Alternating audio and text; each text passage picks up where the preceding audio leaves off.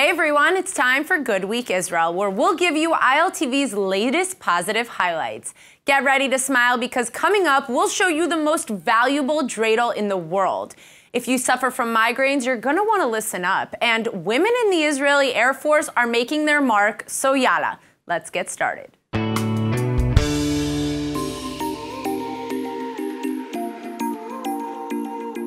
We're here right now in the Jewish Quarter, which has a very rich history and is home to tons of synagogues and yeshivas. Behind us, you can find the big synagogue of the Jewish Quarter, the Churva synagogue.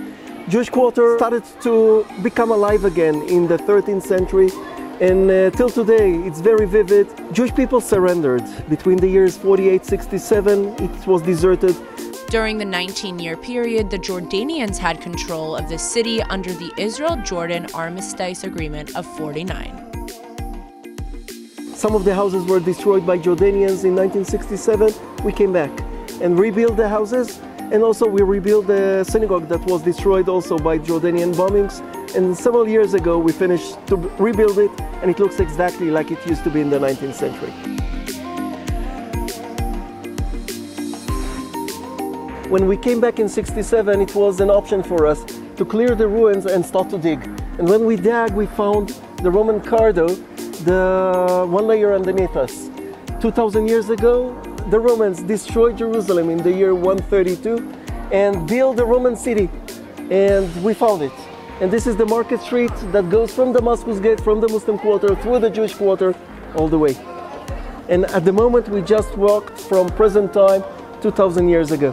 So we're walking in the Roman street, and what we see here, it's only half of the wide street that the Romans built in the middle of Jerusalem as a marketplace. And if you look at the back over there, you can see the way the cardo used to look like in the year 132 and on. The most iconic symbol of the Jewish Quarter is the Western Wall, or the Kotel, which is right behind me, where you can see hundreds of people coming to pray every single day. Many people assume that the Western Wall is the holiest site for Jewish people, when in fact, it's considered holy due to its connection to the Temple Mount. The rock, under the Dome of the Rock, is the most important place, the place where the Ark of Covenant was standing in the Holy of Holies in the two temples that we hear. The first temple that was destroyed in the 6th century BCE by Babylonians, and the second temple that was destroyed in the year 70 by Romans.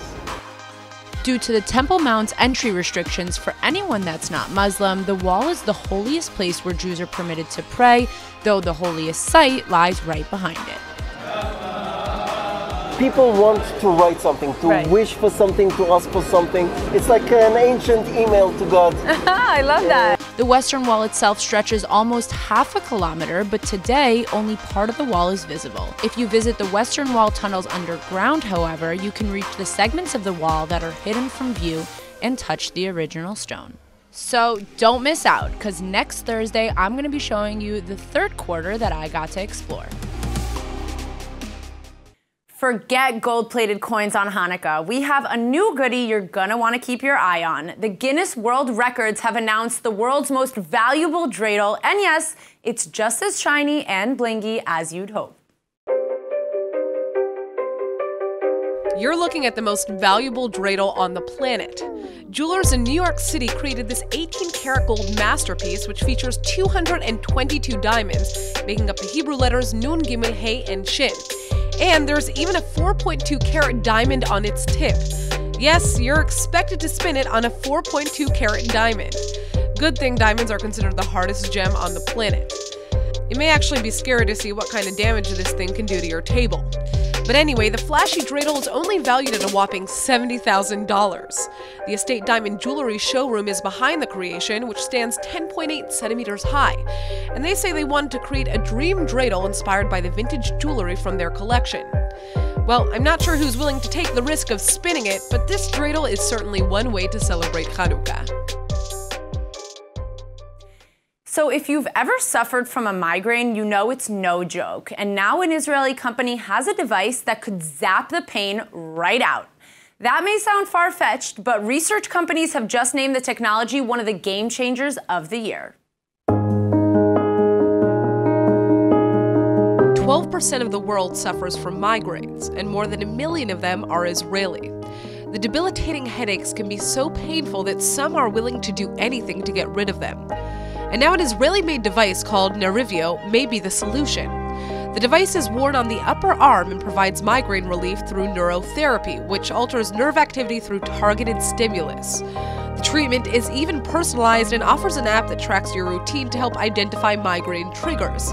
Plus, the information can be automatically shared with doctors. The technology costs just around $99 and has just been ranked one of the best inventions in 2019 by Time magazine, and one of the 36 game-changing companies by CB Insight in 2020. That's a research firm in New York that investigates tech and competition in the market. The founders of the Israeli company called Theranica that's behind the device say they wanted to offer the world a treatment for migraines that was drug-free. So it's no wonder that they're making headlines.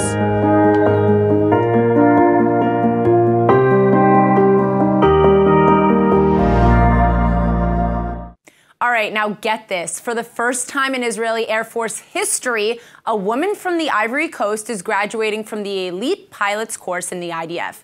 ILTV's Nittany Manson has the scoop. She's getting her wings so that she can fly. And it hasn't been easy. Wearing dark shades on her helmet, Lieutenant T, as the media is calling her, is becoming the first woman from the Ivory Coast to graduate from pilot school. And she gets the certificate in just 2 days' time at the Chatzor Air Force Base in central Israel, where she will soon start her position as an air crew member in the transport squadron. The event will be attended by Israeli Prime Minister, Defense Minister, the IDF Chief of Staff, and the Air Force Commander. Lieutenant T grew up in a religious family in Jerusalem with immigrant parents. Her father came to Israel from the Ivory Coast in West Africa, and her mother immigrated to Israel from France. Today, Lieutenant T is graduating as the only woman in the 179th pilots course, something she thought would be impossible. אני חשבתי שקורס טייס זה בלתי אפשרי, ושרק יחידי סגולה עושים את זה. אבל גיליתי שעם עבודה קשה ואיזשהו דרייב פנימי כזה, אפשר להגיע רחוק. This news follows another recent breakthrough which came to attention in September, when Lieutenant Colonel G, as she's called, became the first woman to lead an Air Force squadron. In 1949, Israel's army became the first to introduce mandatory service for both men and women, and in 1951, Yael Rom became Israel's first female pilot before women were barred from taking the course. In 1993, Israeli Alice Miller sued the military for her right to enlist in the Air Force, and was able to lawfully reopen the course to women. All right, so this story is a blend of culture. ILTV's Shanna Fold caught up with a vegan Chinese chef who came to Israel all the way from Shanghai. Jews are known for ordering Chinese takeout on Christmas. Well, this year's takeout is becoming a lot more authentic, thanks to a chef from Shanghai who's flown into Israel to show him how it's done. This is Chi Zhang. She travels the world teaching foreign communities how to cook Chinese food. But here's the catch. She only makes vegan dishes. So it's no surprise she's visiting Israel for the first time, a country with the most vegans per capita in the world. The interest I got from people within a couple of hours after posting, it was impressive. I'm here for 1 month, and then I have about 15 workshops all over the country. China is the world's largest market for beef, poultry, and pork. But a growing wave of veganism is hitting the country, as more and more health-conscious Chinese are pushing the nation toward a plant-based lifestyle. Research indicates that China is the fastest-growing vegan market in the world. Today, Zhang is making mushroom dill soup, quinoa salad, a bean noodle stir-fry, stuffed tofu with mushroom, beetroot burger patties, and a mixed berry cheesecake. Zhang says she likes to use few ingredients to let the food speak for itself. The meal is all part of an event hosted and coordinated by Natalie Breyer, a chef and entrepreneur who founded Nutella Eats, a platform that provides networking opportunities through food. People who really focused on the demonstration today say they like the way that there was just a small amount of oil used and that these things are items they can make at home. I will for sure do this recipe that is written here of the beetroot burger patties. Very easy to do, very tasty. Really nice to learn dishes from overseas and from somewhere very far away. And I actually am going to Far East in January, so it's a little bit of a taster. And learning how to prepare authentic Chinese food may be becoming an even more important skill in Israel. In the first half of 2019 alone, Chinese tourism in Israel has risen by 67%, and there are very few local Chinese restaurants. This class might just be the inspiration Israel needs.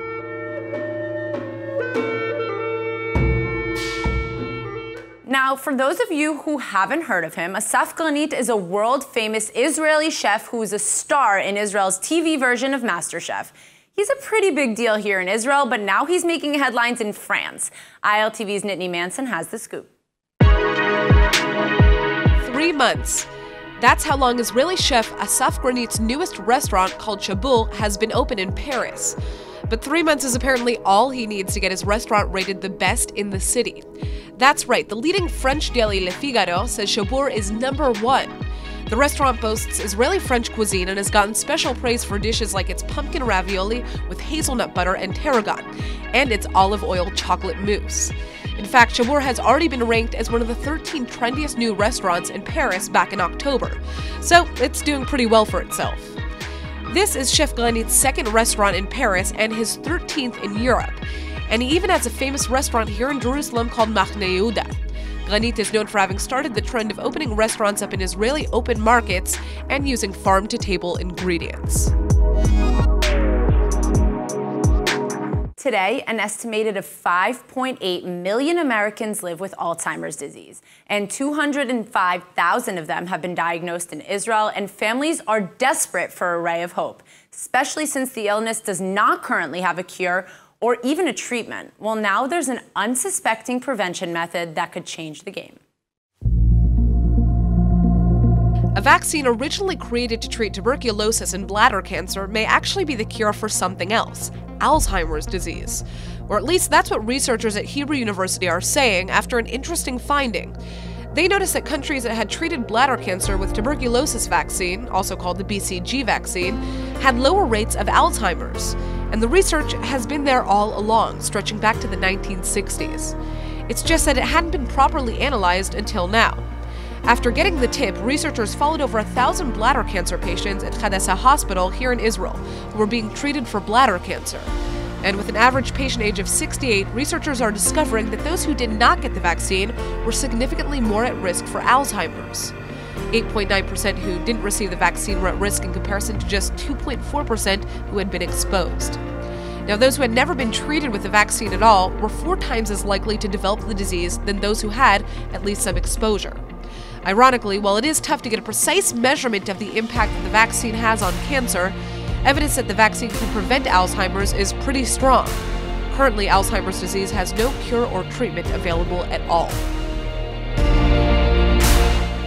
5 million people suffer from lupus across the world, which is an autoimmune disease that affects 1.5 million Americans and around 5,000 Israelis. While the disease can be treated, there's no permanent cure, but now Israeli and American researchers are teaming up, and they say they've got something in the bag. ILTV's Shanna Fold has the scoop. Lupus is a long-term disease that makes your immune system attack normal, healthy tissue in your own body. The illness causes swelling and damage to your skin, joints, and organs, and mainly affects women of childbearing age. Until now, there hasn't been a cure.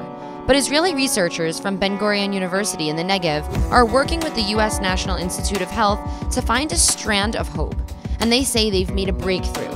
Researchers have created a specific molecule that prevents mitochondrial DNA from being able to flow through the body and attack healthy tissues and organs.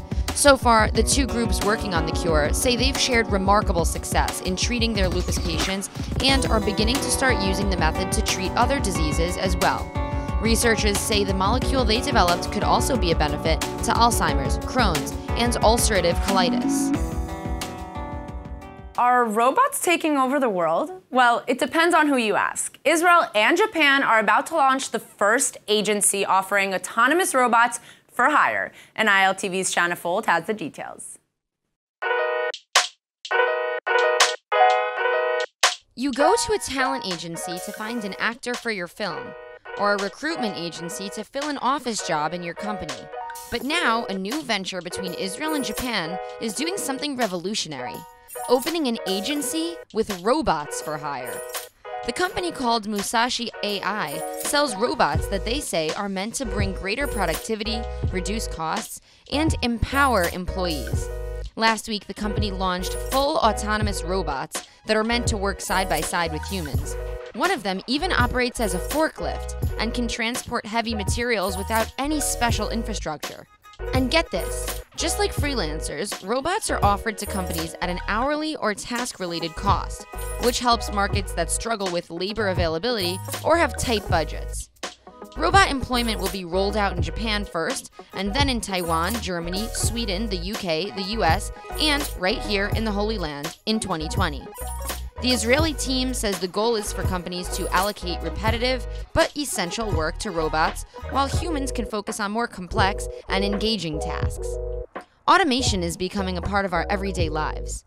In Budapest, robots serve food and drinks in restaurants and can even dance with customers. And Sony has released a robot pet dog. It may seem far off to you, but if you use Siri or Alexa, you're using a robot too. So we all know Israel is known for their many breakthroughs. Let's take a look at the biggest ones of 2019. Check this out. Okay, buckle up because we're about to count down the top 5 things from 2019 that have made us smile in Israel. Number 1, this cool Israeli medical advancement may just save some of you from an early death. Tel Aviv-based Alpha Tau has developed radiation technology that can actually eliminate cancerous tumors in 70% of cases. No big deal. They're still in clinical trials, but we're still impressed. Number 2, Eurovision. Everyone is coming to the future. For the first time since 1979, the Eurovision came to the Holy Land, and so did Madonna to perform, but let's not talk about her.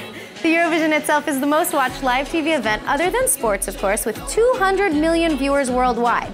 And they must have liked the Israeli version because Israel's 2019 Eurovision show was voted the best of the decade. Number 3, sports. Israeli national baseball team qualified for the 2020 Tokyo Olympics, which is a big deal seeing as this is the first time that Israel will participate for baseball at the Olympic Games. 2019 also saw gold medals for Israeli athletes at World Championships in judo, sailing, and even ice hockey. Number 4, space. The final frontier. Well, it may not be so final after all. In 2019, the Israeli space nonprofit Space IL made it to the moon. Unfortunately, the Bereshit lander did crash and burn on impact, but we'll give it to them anyways because, come on, they made it to the moon.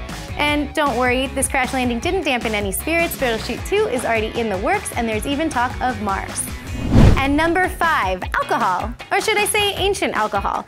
Back in May, archaeologists at the Dead Sea Arava Science Center stumbled upon an Iron Age brewery, and in it, some still intact jugs. We're talking about 3,000-year-old beer, people.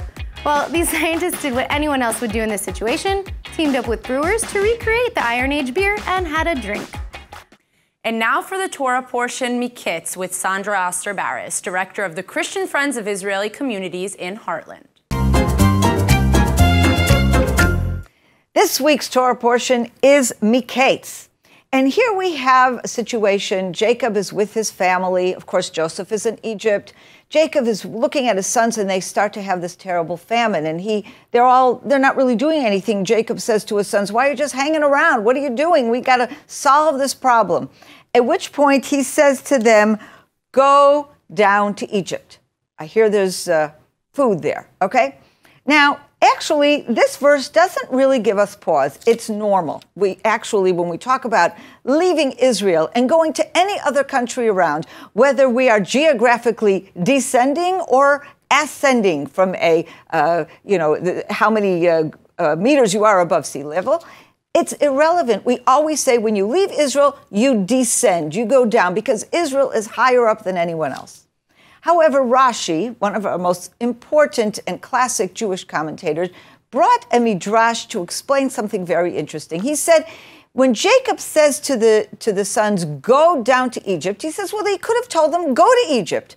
Why did he have to say, "Go down to Egypt"? Well, the word he uses in Hebrew is redu. And Rashi then tells us the numerical value of redu is 210. And in this way, Jacob is actually hinting at the fact that this will begin the exile in Egypt. With this descent of the brothers to Egypt in order to purchase food to bring back to the land of Israel, they are actually beginning that exile. Now, I'm not sure if Jacob really had this in mind, but I have to think of one thing. Going back to Genesis 15, God said to Abraham, there will come a time when your children will be slaves in a foreign land. This had to have been a tradition that was passed down the generations. Jacob would have known of this.